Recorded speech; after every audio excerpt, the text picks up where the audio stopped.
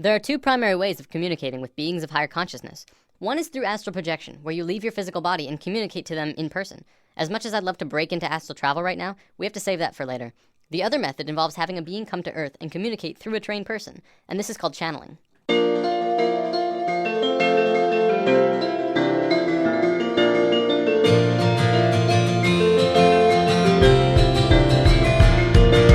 Channeling is a natural form of communication between humans and beings of higher consciousness, included but not limited to angelic beings, spirits of nature, non-physical entities, or even animals and pets. In a sense, it's basically when a human will turn him or herself into kind of like a phone for beings of higher consciousness and people to communicate. A channeler can choose who or what they want to channel. As long as the other party has an interest in communicating, the link is made and the channeling can begin.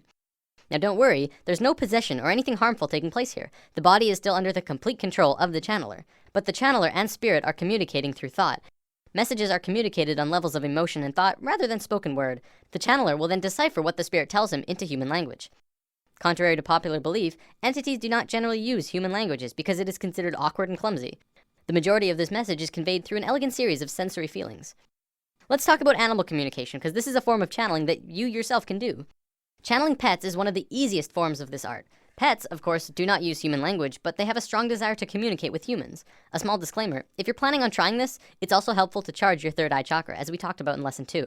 It will assist with your mental connection to them. You'll want to practice on a family pet before taking a leap to anything else. A cat or dog who is familiar with you is the best choice to begin. Cats are a tad more difficult because they tend to pick and choose what they want to listen to. A family dog can be easier as they are pack animals and will be more apt to tune in to the leader of the pack, which is you. So let's go over some of the basic steps to do this. Start by taking your dog into a quiet room. Sit on the floor next to him, or if he's allowed on the couch or bed, have him sit next to you. Pet him in his favorite spot until he's settled in. Then start talking quietly to him in a loving tone. Find one short sentence or word and use it over and over. You could say, hey there sweetie, or okay buddy. Let's just call this your key phrase. When you've gone over your key phrase 10 times or so, close your eyes and be silent. Stop petting him and begin to form a picture in your mind of what you want him to know. You may have to practice visualizations if you haven't ever done this before. After the picture is formed and clear, float the image out of your forehead where your third eye is located and into your dog's head directly between the eyes. Once you've done this, speak the key phrase again one more time and float the image again into his head. Keep doing this until he either leaves to get up or puts his head on your lap. If he leaves, follow him and do it again. If you begin to get a reaction from him, like putting his head in your lap or something else, congratulations, you've just communicated with your dog. Cats are a bit more stubborn, so it'll depend on the cat you're trying to communicate with. The image you're visualizing to him may have to be their favorite cat treat or something that they really like. If they're especially loving snuggle cats, then that's all the better. Use the same directions with the dog though, and who knows, you could be talking with them in no time. If you have smaller animals like avians and reptiles, you have to remember that the animal has a smaller brain. The reception of pictures is apt to be slower and take longer. Remember, practice and patience is crucial to learning to do this. You'll probably start with minimal results, but if you're persistent, you will not only master the family pet chat, but other animals around you, like your friends' pets or pets in the car barking at you as you walk by and so on. One big question that everyone has around now, well, do they talk back? Yeah, they do. I communicate with my cat Toonie and he always tells me what he wants, whether it's food, water, or to go outside. I've actually read that horses are really good at communication as well. In an article I'll be posting in the comments of this video, a woman said that one time she had a horse specifically ask for a green apple, not a red one. Had to be green. Of course, she immediately got one and gave it to her, and they started communicating more. I know what you're probably thinking. Well, don't I have to be psychic to do this? Well, yes, but everyone is psychic, but most people don't really realize it. There's a gland in the brain called the pineal gland, which scientists have actually labeled the psychic gland. Through charging your third eye chakra, you begin to activate the pineal gland and your psychic connection can begin. Just remember to release the concept that you'll hear words and allow yourself to feel into your animal friend.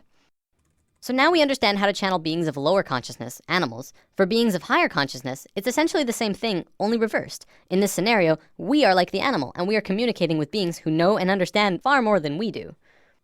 There's actually a being channeled named Cryon of magnetic service. He talks a lot about worldly events and what's going on a global scale. What's interesting is that Cryon has been invited to the United Nations 7 times over the last 13 years. If the UN listens to channeling, maybe it deserves a little more credibility than we realize. On my YouTube, I'm going to be posting small snippets from various channels, but most of them from Crimson Circle. Crimson Circle started out in 1999 when a being named Tobias started communicating with Jeffrey Hope. There's actually a really cool story here. I can't go over all of the details, but Tobias was actually written about in the Bible, in the book of Tobit. This particular book was removed by the church in 1546 during the Council of Trent. Tobias was written as one of the main characters in that book, and Jeffrey and him began communicating more. In 1999, Crimson Circle was formed, a group dedicated to communicating with Tobias and other spirits. Up until recently, it was mostly Tobias who was channeled by the Crimson Council.